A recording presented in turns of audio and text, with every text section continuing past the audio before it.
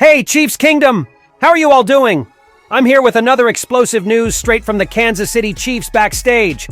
But before I tell you this news that's going to shake up the NFL world and could change the course of our season, make sure to smash that like button, subscribe to the channel, and hit the notification bell so you don't miss anything.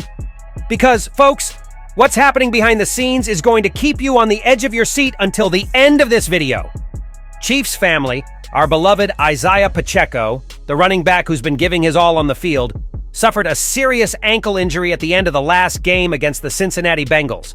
I know, guys, it was heartbreaking to see him leave the field like that, limping, while the medical team tried to assess the severity of the situation. That last quarter of the game was electrifying, but concern for Pacheco quickly became the main topic. And what Andy Reid revealed right after the game and during the Zoom press conference this Monday, I'll tell you, it's worrying. According to head coach Andy Reid, who's always very cautious with his words, Pacheco's situation is more serious than it seemed at first. Reid said, and I quote, "I don't have a timeline for Pacheco, but I know he'll be out this week, and it'll probably be longer than that." In other words, folks, this is serious. We might have to prepare ourselves to be without our star running back for quite some time, and maybe more than just a few games. Reid also shared a story that shows how tough this moment was for Pacheco. He was visibly emotional, with tears in his eyes, because folks, as Reid himself said, this is a guy who loves the game, and we know that. Pacheco plays with a passion and intensity that's rare to see. When he steps onto the field, it's like he's playing his last game, always giving 110%. Imagining him out for a while, it's not just hard on him, but on the whole team. But now, Kingdom, what does this mean for our Kansas City Chiefs? The truth is, with Pacheco's injury, we lose a key piece of our offense.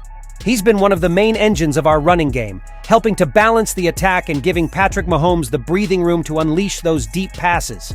And now, what's our game plan without him? The first thing we need to understand is what this injury will mean for Andy Reid's scheme in the coming weeks. Without Pacheco, will Clyde Edwards-Helaire have to take on more responsibility? Will Brett Veach, our general manager, hit the market for a temporary replacement? From what Reid said during the press conference, it seems like Veach is already looking into it. The coach made it clear. Veach is kind of going through his list and looking at people. We'll see where that goes. In other words, the front office is already moving, searching for alternatives. And look, guys, some interesting options are already popping up in NFL rumors. We know Brett Veach is a true wizard when it comes to making bold moves, and he's not going to let this injury derail the Chiefs' chances. Some names that are being mentioned include Kareem Hunt. Could the former Chief return to the kingdom to save us once again?